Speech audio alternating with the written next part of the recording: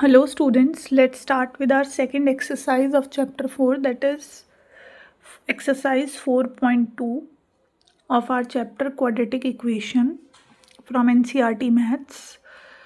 4.1 we have earlier done in the previous video और जो method हमने उसमें यूज़ किया था स्प्लिटिंग द मिडिल टर्म, उसी का दूसरा नाम है फैक्टराइजेशन। तो फैक्टराइजेशन से ही हमें सेकेंड एक्सरसाइज भी करनी है। मैंने आपको splitting the middle term already समझा दिया है। स्प्लिटिंग द मिडिल टर्म को ही फैक्टराइजेशन भी बोलते हैं। तो अगर आपको एक और बार दोबारा समझना है तो आप प्रीवियस वीडियो भी देख सकते हैं, बाकी मैं इसमें भी समझाऊंगी। तो find the roots of the following quadratic equation by factorisation या स्प्लिटिंग द मिडिल टर्म। हमें रूट्स फाइंड करने हैं। अब क्वाड्रेटिक है तो कितने रूट्स होंगे या कितने ज़ीरोज़ होंगे तो वो ऑलरेडी पता है हमें। ज़ीरोज़ बोले, रूट्स बोले या सॉल्यूशन बोले।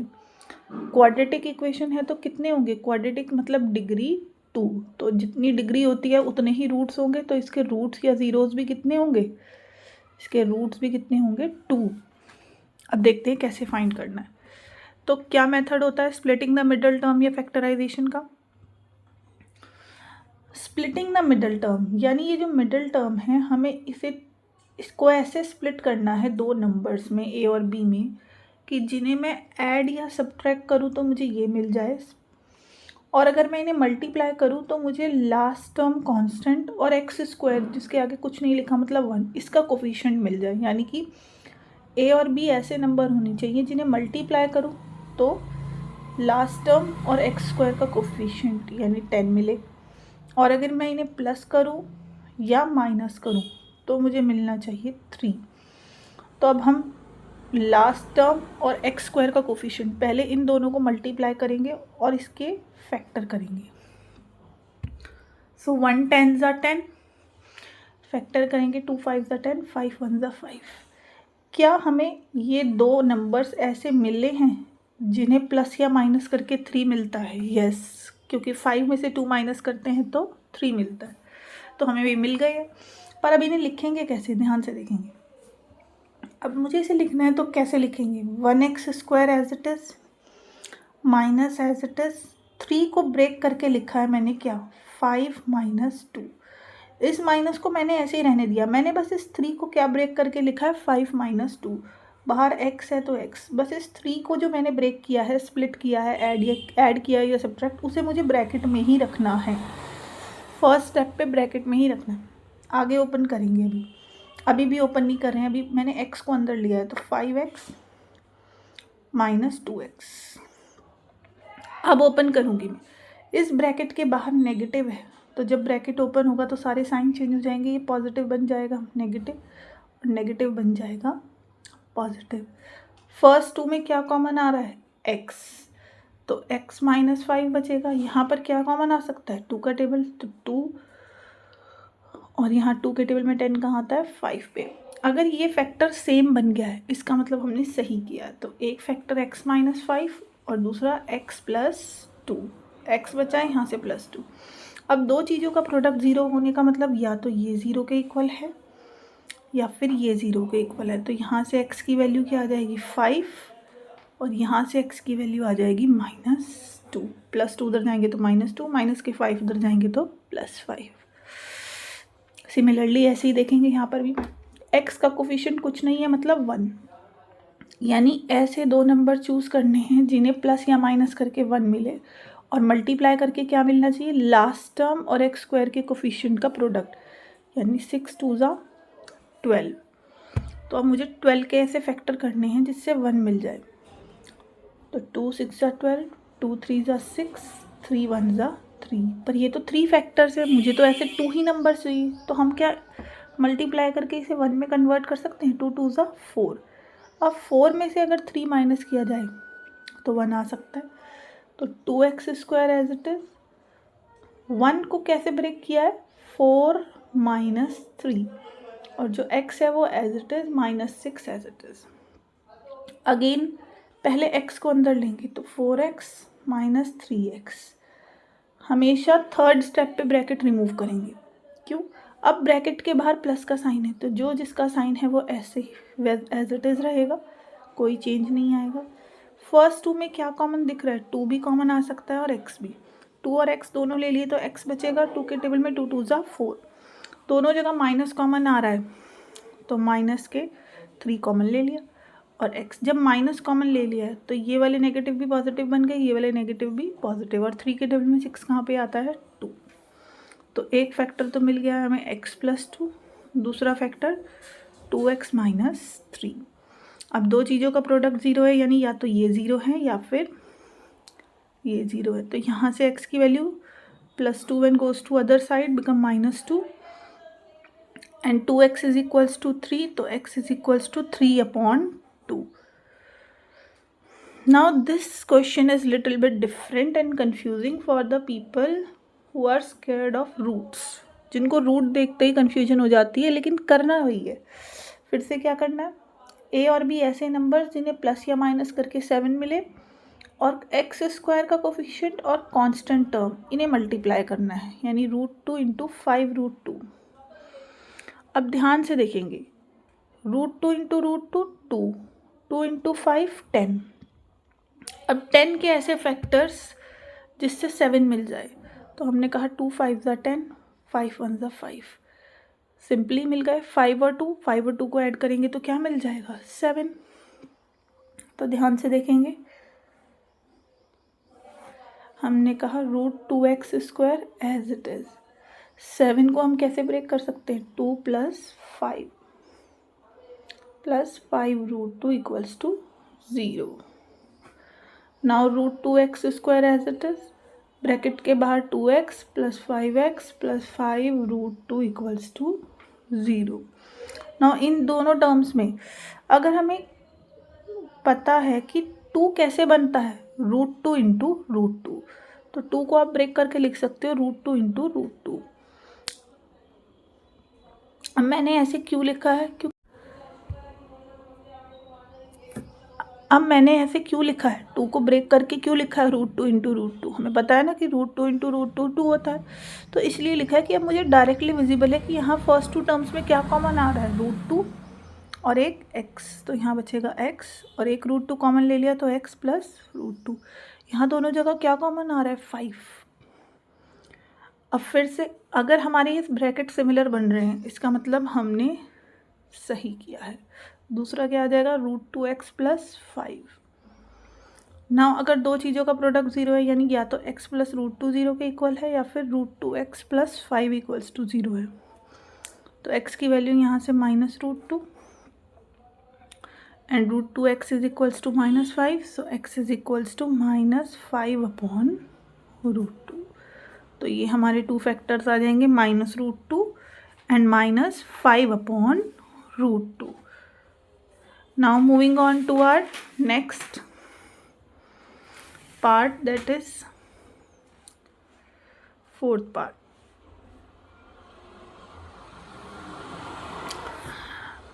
(2x² - x + 1/8). पहले तो कभी भी फ्रैक्शन दिख जाए तो सबसे फर्स्ट हमें वर्क क्या करना है, एलसीएम ले लेना है।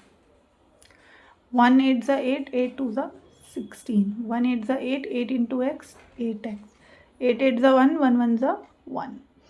अब डिवाइड वाला जो नंबर है, एलसीएम लेने के बाद ही दूसरी साइड शिफ्ट किया जा सकता है, तो अब ये क्या हो जाएगा, 0 × 8। Now 0 × anything is 0। तो अब हमारे पास ये कैसी फॉर्म आ गई, ax² + bx + c। तो अब हमने इसे स्टैंडर्ड फॉर्म में कन्वर्ट कर दिया। अब क्या करेंगे, अगेन वही 8 के ऐसे फैक्टर जिससे लास्ट 2 टर्म्स को जो मल्टीप्लाई करके आता है वो मिल जाए। 2 8 = 16, 2 4 = 8, 2 2 = 4, 2 2 = 1, 2 1 = 2। नाउ अब क्या फैक्टर करेंगे, ध्यान से देखें तो बहुत इजी है। 2 2 = 4, 2 2 = 4, 4 और 4 को ऐड करते हैं तो क्या मिल जाता है, 8। इसका मतलब है माइनस एज इट इज़। 8 को मैं कैसे लिख सकती हूँ, 4 + 4।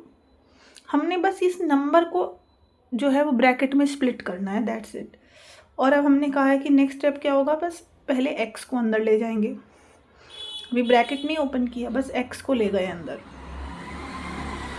अब ओपन करेंगे ब्रैकेट, तो ब्रैकेट के बाहर नेगेटिव है, तो जब ओपन होगा तो दोनों साइन चेंज हो जाएंगे। नाउ फर्स्ट टू टर्म्स में 4 भी कॉमन दिख रहा है और x भी कॉमन दिख रहा है।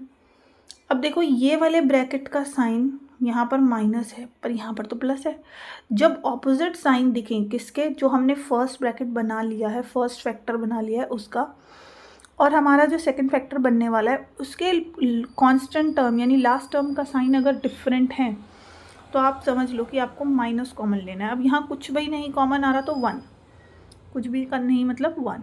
अब जब हमने माइनस कॉमन ले लिया तो ये +1 क्या हो जाएगा, -1, क्योंकि माइनस कॉमन ले लिया।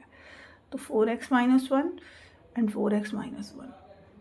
So it means either this is 0, either this is 0. In this case both the factors are same. तो अभी पढ़ेंगे कि कुछ कंडीशंस होती है कि कब हमारे पास सेम होते हैं, कब डिफरेंट होते हैं, वो भी अभी रीड करेंगे जो हम सेकंड मेथड करेंगे डिस्क्रिमिनेंट उसमें। नाउ अगेन लास्ट टर्म और x² का कोफिशिएंट इनको मल्टीप्लाई करना है। ऐसे फैक्टर चूज़ करने हैं जिससे 20 मिल जाए, प्लस करके या माइनस करके।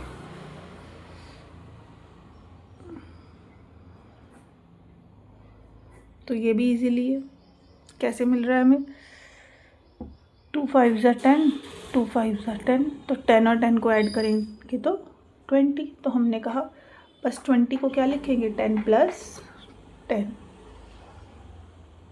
अब हमने क्या कहा है कि पहले हम x को लेकर जाएंगे तो 10x + 10x + 1 = 0। अब हमने कहा है कि थर्ड स्टेप पे हम ब्रैकेट ओपन करेंगे तो इसके बाहर नेगेटिव है तो दोनों के साइन चेंज हो जाएंगे। नाउ फर्स्ट टू टर्म्स में 10 का टेबल कॉमन आ रहा है और x कॉमन आ रहा है। अब 10 के टेबल में 100 कहाँ आता है, 10 पे। अगेन ये और ये साइन डिफरेंट है। फर्स्ट जो ब्रैकेट बना लिया है हमने और लास्ट कांस्टेंट टर्म उसका साइन डिफरेंट है, यानी माइनस कॉमन लेना है। और क्योंकि दोनों में कुछ नहीं है तो कॉमन 1 लेंगे। अब -1 कॉमन लेते ही क्या हो जाएगा, साइन चेंज हो जाएंगी, नेगेटिव बन जाएगा पॉजिटिव, पॉजिटिव बन जाएगा नेगेटिव। तो एक फैक्टर ये आ गया, दूसरा भी क्या आ गया, सेम आ गया, 10x - 1 = 0। So either this equals to 0 और आइदर दिस इक्वल्स टू 0। सो यहाँ से x की वैल्यू आ जाएगी 1/10 और यहाँ से भी x की वैल्यू क्या आ जाएगी, 1/10।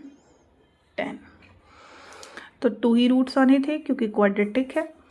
Now moving on to our next question,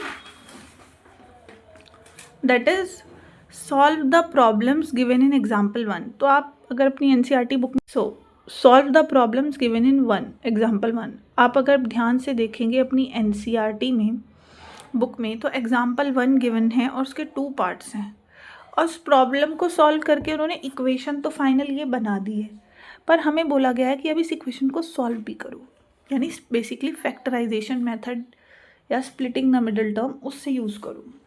तो देखो कैसे सॉल्व करेंगे, अगेन अभी बताया, लास्ट टर्म के और x² के कोफिशिएंट को मल्टीप्लाई करेंगे और उससे ऐसे फैक्टर बनाएंगे जिससे प्लस या माइनस करके 45 बन जाए।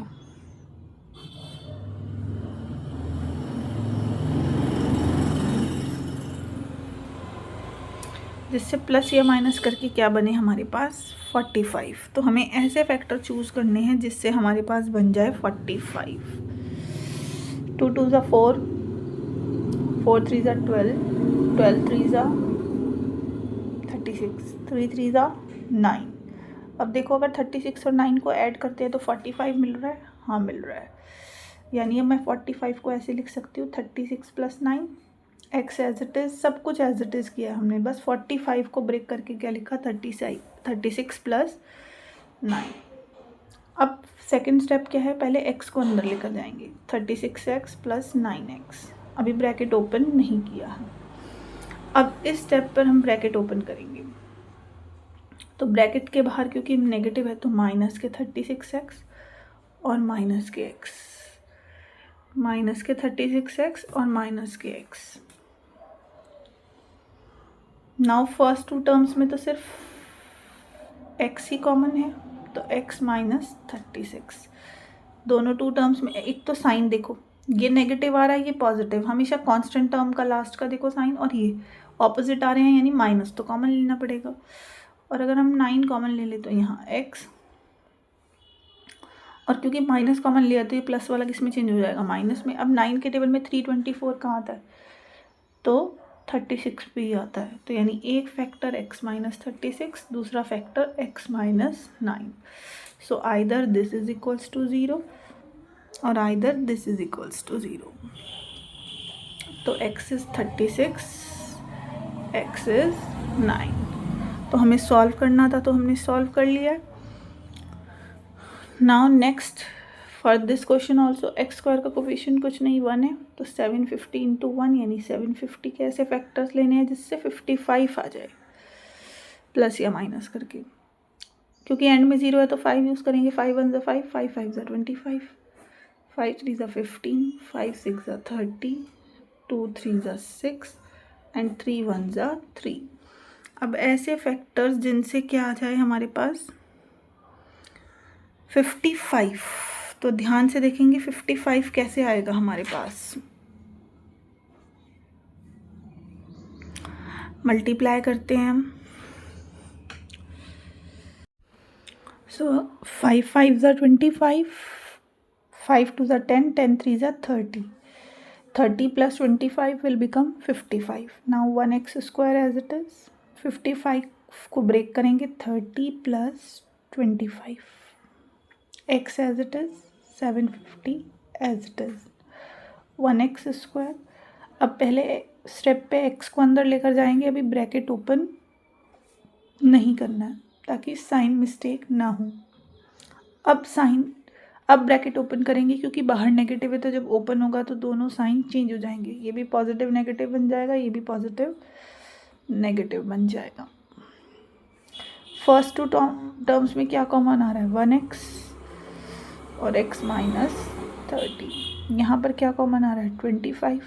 अब 25 का साइन क्या लें, तो क्योंकि यहाँ माइनस है यहाँ प्लस, तो यानी माइनस 25। अब माइनस है तो साइन चेंज हो जाएंगे, 25 3 अब। So one factor is x minus 30 and the other factor is x minus 25। 1x लिखो या x लिखो, आप एक ही बात है, तो या तो ये 0 के इक्वल होगा या फिर ये 0 के इक्वल होगा। तो x की वैल्यू 30 और 25। Now moving on to our next question, that is question number 3। Find the two numbers whose sum is 27 and product is 182। हमें ऐसे दो नंबर फाइंड करने हैं जिन्हें ऐड करके 27 मिले और जिनको प्रोडक्ट करें यानी मल्टीप्लाई करें तो 182। अब हमें तो नंबर नहीं पता, तो क्या हम x और y मान लेंगे, पर ये तो 2 वेरिएबल हो जाएगा, हमें तो क्वाड्रेटिक इक्वेशन इन 1 वेरिएबल चाहिए। तो उसके लिए पहले एक चीज़ समझेंगे, अगर मैंने आपको कहा है कि दो नंबर्स का सम 20 है, कि 2 नंबर्स का सम 20 है, ठीक है, फर्स्ट और सेकंड ये दो नंबर हैं जिनका सम क्या है 20, और उसमें से एक नंबर मैंने आपको बता दिया है 12, और मैं पूछ रही हूँ दूसरा नंबर क्या होगा। अगर एक नंबर 12 है तो दूसरा नंबर क्या होगा। तो एक बात बताओ, आप दूसरे नंबर को कैसे निकालोगे। अगर आपको एक नंबर भी पता है, उनका सम भी पता है, तो आप दूसरा नंबर कैसे निकालते हैं। आप यही तो कहोगे कि दूसरा नंबर तो 8 होगा, क्योंकि 8 प्लस 12 इक्वल्स टू 20। पर ये 8 आपने निकाला कैसे, 20 माइनस 12, आपने सम में से फर्स्ट नंबर को माइनस किया, किसको निकालने के लिए, सेकंड नंबर को निकालने के लिए। यानी मैं ये बोल सकती हूँ कि सेकंड नंबर कैसे आएगा, अगर हम सम में से इस फर्स्ट नंबर को माइनस कर दें, 20 में से 12 को माइनस कर दें तो 8 आ जाएगा। यानी सेकंड नंबर अगर कभी भी निकालना है तो सम में से फर्स्ट नंबर को क्या कर दो, सब्ट्रैक्ट। तो यहाँ पर भी यही करेंगे, let the one number be x, एक नंबर x है तो देयरफॉर द अदर नंबर, अगर एक नंबर x पता है तो दूसरा क्या होगा, सम में से फर्स्ट वाले नंबर को माइनस कर दो, यानी 27 में से फर्स्ट नंबर को क्या कर दो, माइनस। तो ये फर्स्ट नंबर हो गया, ये हमारा सेकंड नंबर हो गया। नाउ अकॉर्डिंग टू क्वेश्चन इन दो नंबर्स का प्रोडक्ट कितना दिया है 182, यानी x multiply by 27 minus x. अगर मैं ये फर्स्ट और सेकंड दो नंबर को मल्टीप्लाई करती हूँ, ये मेरा फर्स्ट नंबर था, ये सेकंड, तो क्या मिल रहा है 182। नाउ x की मल्टीप्लाई दोनों से करेंगे, ब्रैकेट ओपन होगा, 27x minus x square equals to 182 equals to 182। Now alphabets on one side, numbers on other. सब चीज़ों को मैं राइट साइड पे ले जा रही हूँ, तो माइनस के एक्स स्क्वायर उधर जाके प्लस एक्स स्क्वायर हो जाएंगे, ये उधर जाके माइनस के 27x और 182 उसी साइड पर ऑलरेडी है। अब चाहे मैं इस इक्वेशन को ऐसे लिख लूँ, x square minus 27x plus 182 equals to 0, which is the required quadratic equation. अब इसको कैसे सॉल्व करेंगे, वो टू नंबर्स कैसे निकालेंगे, क्योंकि हमें तो फाइंड करने। तो स्प्लिटिंग द मिडल टर्म क्या होता है, एक्स स्क्वायर का कोफिशिएंट और लास्ट टर्म को मल्टीप्लाई करना, यानी 2 9 18, 2 1 2, 7 13 13 1। अब क्या इनसे 27 बन रहा है, देखते हैं। 7 2 14, 14 और एक फैक्टर है 13, क्या इन्हें प्लस करके 27 आता है? Yes. It means 1x square as it is. 27 को कैसे लिख सकते हैं, 14 प्लस 13। नाउ पहले तो हम क्या करते हैं, हमेशा x को लेकर जाएंगे, 14x प्लस 13x, लेकिन अभी हमने ब्रैकेट ओपन नहीं किया है। अब हम ब्रैकेट के बाहर नेगेटिव है, ब्रैकेट को ओपन करें, minus 14x minus 13x plus 182 equals to 0। Now first two में कॉमन क्या आ रहा है, x। अब अगेन लास्ट टर्म का साइन जो हमारा है और ये जो एक फैक्टर हम बना चुके हैं, ये दोनों डिफरेंट है, तो क्या कॉमन लेंगे, माइनस और 13 कॉमन लेंगे। 13 14 ज़ा माइनस कॉमन लिया तो ये प्लस का साइन किस में चेंज हो जाएगा, माइनस में। सो एक फैक्टर x माइनस 14, दूसरा x माइनस 13, तो या तो x माइनस 14 0 के इक्वल है या फिर x माइनस 13। तो यहाँ से x की वैल्यू 14 आ जाएगी और यहाँ से x की वैल्यू 13। नाउ अगर हम x को 14 लें फॉर द आंसर, ध्यान से देखेंगे, हेंस अगर हम फर्स्ट केस ले रहे कि x को क्या माना है 14, तो वन नंबर जिसे हमने लेट किया था वो क्या है x यानी 14, तो अदर नंबर क्या हो जाएगा 27 माइनस एक्स यानी 27 माइनस 14 विच इज़ 13। और अगर हम x किसे माने 13 को, यानी कि वन नंबर, इस बार हमारा फर्स्ट नंबर क्या हो जाएगा 13, तो अदर नंबर यानी जो सेकंड नंबर है दैट इज़ 27 माइनस एक्स यानी कि 27 माइनस 13 क्या हो जाएगा 14। यानी अगर फर्स्ट नंबर 14 मानेंगे तो सेकंड नंबर 13 आएगा, अगर फर्स्ट नंबर 13 मानेंगे तो सेकंड नंबर 14, पर दो नंबर है तो 14 13 ही हमारा आंसर है। Now move to next question. Find two consecutive positive integers sum of whose square is 365। पहली बात तो हम अभी प्रीवियस एक्सरसाइज में भी पढ़ के आए हैं, कॉन्जिक्यूटिव इंटीजर्स की बात करते हैं, तो let the two positive consecutive integers be x and x plus 1। अगर पहला इंटीजर x है तो दूसरा कॉन्जिक्यूटिव मतलब उसके नेक्स्ट वाला क्या होगा x plus 1। Now according to question क्या कहा है, find the two consecutive positive integer sum of whose squares, sum of whose squares यानी उनके स्क्वायर्स का जो सम है, इन कॉन्जिक्यूटिव नंबर्स के स्क्वायर करूँ और उसका सम करूँ तो वो कितना आना चाहिए 365। एक्स का square x square, a plus b whole square, a plus b whole square, a square plus b square plus 2ab। Now x square plus 1 का square 1 plus 2x is equals to 365। X square 2x square plus 2x plus 1 minus 365, सब कुछ हमने left side पे रख लिया। 2x square plus 2x plus minus minus और greater number का sign. अगर हमें दिख रहा है कि ये तीनों एक ही टेबल से कैंसिल आउट हो सकते हैं, डिविजिबल हैं, तो हम यहीं पर हमेशा कॉमन लेंगे। इससे क्या होता है, हमारी कैलकुलेशन थोड़ी इजी हो जाती है। मैंने पूरी इक्वेशन में 2 कॉमन ले लिया, इससे फैक्टर बनाना और इजी हो जाएगा। ये मल्टीप्लाई वाला 2 डिवाइड में जाएगा। Now 0 upon anything is 0 which is the required quadratic equation. अब एक्स स्क्वायर का कोफिशिएंट कुछ नहीं है मतलब 1, कुछ नहीं है मतलब 1, तो 1 इंटू 82। ऐसे फैक्टर x के आगे कुछ नहीं लिखा है मतलब 1, तो 2 9 सा 2 1 सा 7 13 सा 13 1 सा, यानी अगेन ये फैक्टर 14 और 13, इससे 1 आ जाएगा। कैसे आएगा, 1 को क्या लिख सकते हैं, 14 माइनस 13। नाउ x अंदर लेंगे तो 14x माइनस 13x, और बाहर प्लस है तो इसलिए कोई डिफरेंस साइन पे नहीं आएगा। तो हमारी इक्वेशन हो गई 14x minus 13x minus 182 equals to 0। Now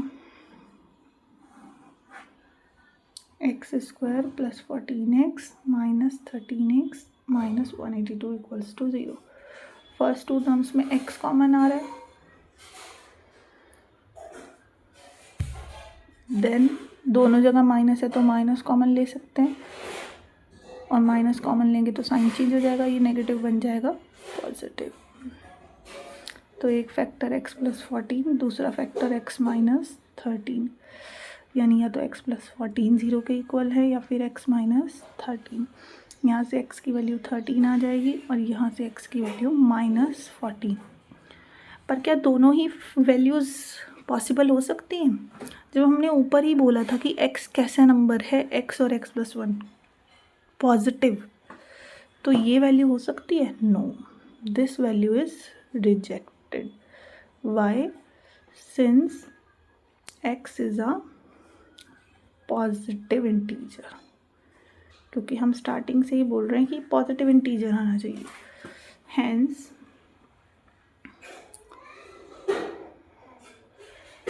x is equals to 13 is the solution. हमने कहा यही सॉल्यूशन होगा।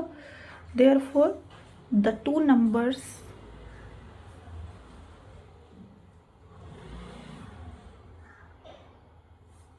Positive consecutive integers are. अब एक बात बताएं, हमने लिए थे x और x प्लस 1। x क्या है 13, तो 13 प्लस 1 यानी दूसरा क्या हो जाएगा 14, तो वो इंटीजर्स क्या आ जाएंगे 13 एंड 14। तो 2 इंटीजर्स आएंगे 13 and 14। Now moving on to our next question, that is the altitude of a right triangle is 7 less than its base if hypotenuse is 13। First of all एक राइट ट्राइंगल की बात हो रही है, ध्यान से देखेंगे। एक राइट ट्राइंगल PQR मान लिया, जिसमें हमें पता है ये होता है हमारा बेस, ये होता है ऑल्टीट्यूड, ये होता है हाइपोटेन्यूस। अब उन्होंने कहा है कि altitude is 7 less than base. Altitude base से 7 कम है, तो पहले क्या पता होना चाहिए, बेस पता होगा तभी तो 7 कम करेंगे। तो अगर मैंने बेस को x सेलेक्ट कर लिया तो ऑल्टीट्यूड बेस से 7 लेस है, यानी ऑल्टीट्यूड कितना है x माइनस 7। ध्यान से देखेंगे, ऑल्टीट्यूड बेस से 7 कम है, तो अगर ऑल्टीट्यूड x मान लिया तो बेस अगर x मान लिया तो ऑल्टीट्यूड उससे 7 कम है, यानी x माइनस 7। और हाइपोटेन्यूज ऑलरेडी गिवन कितनी है 13 सेंटीमीटर। सो लेट, सबसे पहले हमने लेट किया है, let the base of right triangle be x centimetre, therefore altitude कितना हो जाएगा, अगर बेस x है तो ऑल्टीट्यूड x माइनस 7 हो जाएगा। Now we know one thing, क्योंकि राइट ट्राइंगल की बात हो रही है तो इन राइट ट्राइंगल PQR हम एक बात कह सकते हैं कि हाइपोटेन्यूज का स्क्वायर जो होता है वो perpendicular square plus base square होता है। क्यों अपनी मर्जी से कह रहे हैं हम? नहीं, by Pythagoras theorem. Pythagoras theorem ने कहा है ऐसा कि हाइपोटेन्यूज जो लॉन्गेस्ट साइड है उसका स्क्वायर बाकी दोनों साइड के स्क्वायर के सम के इक्वल होगा। अब हाइपोटेन्यूज कितनी है 13, परपेंडिकुलर या ऑल्टीट्यूड, ऑल्टीट्यूड को ही परपेंडिकुलर कहते हैं, वो कितना है x माइनस 7 और बेस कितना है x। अब क्या करेंगे, बस ओपन करेंगे इक्वेशन को। 13 का square we know 169, a minus b का square a square plus b square minus 2ab, x का square x square, now x square plus 49 14x plus x square, now x square 2x square minus 14x plus 49। क्यों ना इसको number को भी उधर ले जाएं, तो यहाँ हो जाएगा 0। नाउ प्लस माइनस माइनस, अब हम इसी इक्वेशन को ऐसे भी लिख सकते हैं 2x square minus 14x minus 120 equals to 0। अब कैसे करेंगे, मैंने कहा था कि अगर हमें तीनों नंबर्स में पता है कि ये 2 से डिविजिबल है तो पहले 2 यहीं कॉमन ले लेंगे, इससे हमारी कैलकुलेशन ईजी हो जाएगी। मैंने इस पूरी इक्वेशन में से 2 कॉमन ले लिया। अब डिवाइड वाले मल्टीप्लाई वाले 2 0 के डिवाइड में जाएंगे तो क्या बन जाएंगे, क्या ही बन जाएंगे 0। तो हमारे पास इक्वेशन आ गई ये। अब हम क्या कर सकते हैं, स्प्लिटिंग द मिडिल टर्म आराम से कर सकते हैं। 60 के ऐसे फैक्टर जिससे 7 आ जाए, 5 1 5, 5 2 10, 2 6 12, 2 3 and 3 1, ऐसे फैक्टर जिनसे 7 आ जाए। 2 2 4, 4 3 12, ये 12 और 5, इन दोनों से 12 माइनस 5 क्या हो जाएगा 7। तो हमने कहा 7 को ब्रेक कर सकते हैं 12 माइनस 5। नेक्स्ट स्टेप पे x को अंदर ले जाएंगे तो 12x माइनस 5x, और अब ब्रैकेट ओपन करेंगे तो माइनस है बाहर, तो ये हो जाएगा माइनस 12x और ये हो जाएगा प्लस 5x। क्योंकि माइनस अगर ब्रैकेट के बाहर है तो साइन चेंज हो जाते हैं, ऑपोजिट हो जाते हैं। फर्स्ट 2 टर्म्स में x ही कॉमन आ रहा है, यहाँ पर 5 कॉमन आ रहे हैं, तो x माइनस 12, दूसरा ब्रैकेट x प्लस 5। तो या तो नाउ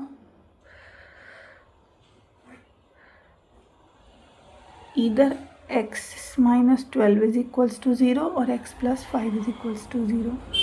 तो यहाँ से x की वैल्यू 12 आ जाएगी और यहाँ से x की वैल्यू माइनस 5। अब x हमने बेस की लेंथ को माना है क्या लेंथ कभी भी नेगेटिव हो सकती है? नहीं, लेंथ कभी भी नेगेटिव नहीं हो सकती, तो दिस वैल्यू इज रिजेक्टेड। क्योंकि x हमारे पास एक लेंथ है, तो हमने कहा length can never be negative, therefore x equals to 12 is the solution. यही सॉल्यूशन है। अब हमने x किसे माना था? बेस को। हैंस बेस कितना है जिसे हमने x माना था? 12 सेंटीमीटर। और ऑल्टीट्यूड क्या था? x minus 7। तो ऑल्टीट्यूड क्या आ जाएगा हमारे पास? x माइनस 7 यानी 12 minus 7 which is 5 centimetre. So base is 12 and altitude is 5. Now moving on to our next question and the last question of this exercise, that is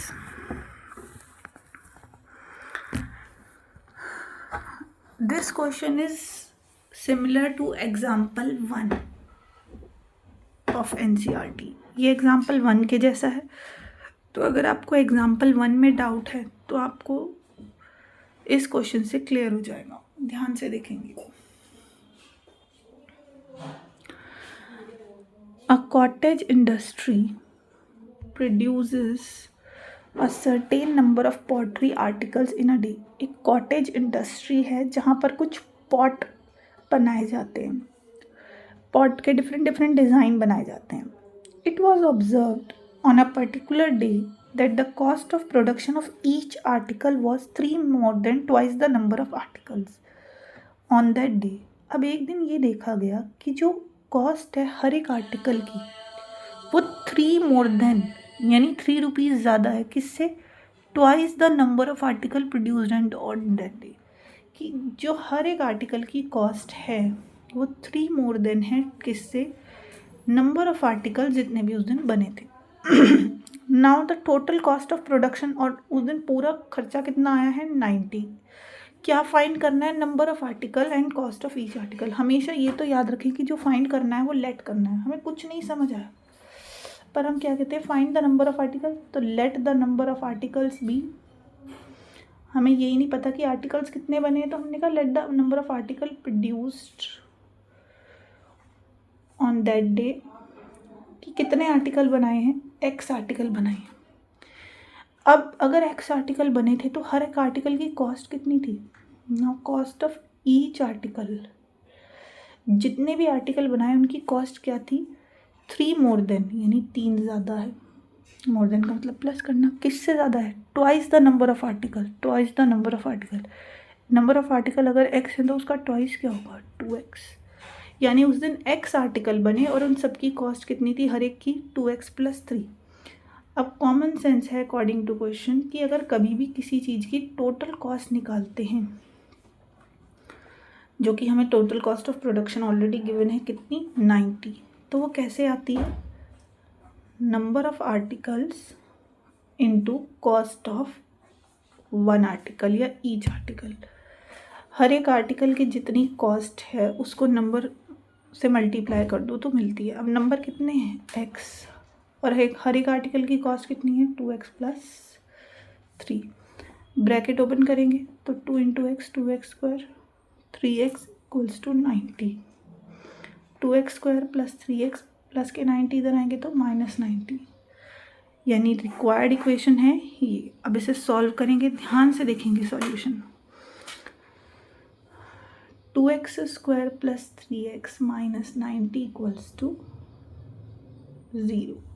तो हमें पता है कि लास्ट टर्म और x² का coefficient, इसकी multiply करते हैं हम हमेशा, और उससे हम ऐसी कोशिश करते हैं कि नंबर मिल जाए जिससे प्लस माइनस करके हमें मिडिल टर्म मिल जाए। अब क्या कोई ऐसा फैक्टर बन रहा है जिससे प्लस या माइनस करके 3 मिले? तो ध्यान से देखेंगे।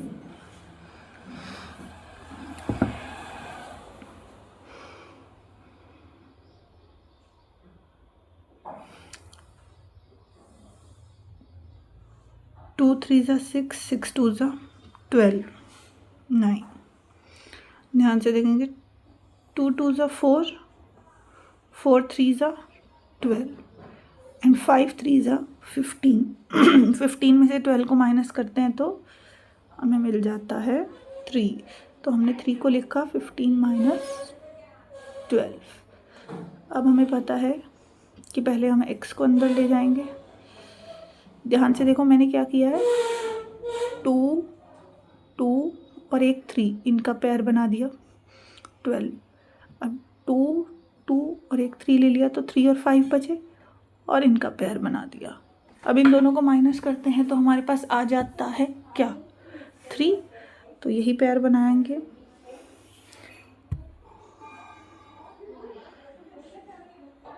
अब ब्रैकेट के बाहर प्लस का साइन है तो कोई चेंजिंग नहीं आएगी। इन दोनों में क्या कॉमन आ रहा है? सिर्फ x, और तो कुछ कॉमन नहीं है। इन दोनों में क्या आ रहा है? माइनस कॉमन आ रहा है और 6 कॉमन आ रहा है। 6 के टेबल में आते हैं। 6 2 = क्योंकि माइनस कॉमन ले लिया तो ये नेगेटिव भी पॉजिटिव बन जाएगा, ये नेगेटिव भी पॉजिटिव। 15 क्योंकि 12 के टेबल में 90 तो नहीं आएगा।